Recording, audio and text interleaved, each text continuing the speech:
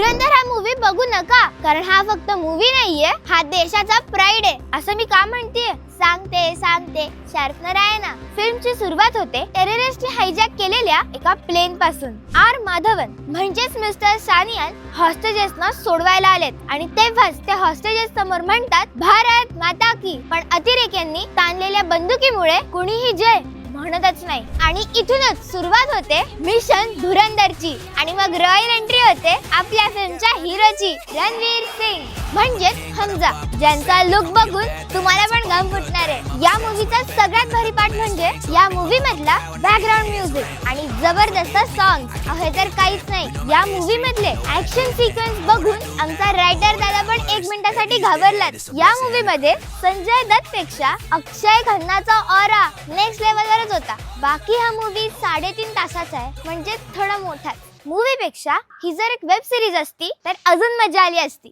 असं माझ्या दादाचं म्हणणं आहे. बाकी हा मूवी A रेटेड आहे बरं का, त्यामुळे कोणत्या लहान मुलाला चुकूनही मूवीला नेऊ नका. तसं तर मी पण नाही गेलेले, रायटर दादा गेलता. शार्पनर या मूवीला देतोय पूर्ण 3 स्टार. मूवी 1 टाइम वॉच नक्कीच आहे, पण हा तुम्ही हा मूवी बघितल्यानंतर भारत माता की जय नक्की बोला. But I pop, I'm a saint, they call me a bad man, that's a fucking good thing. Mama said swing back when another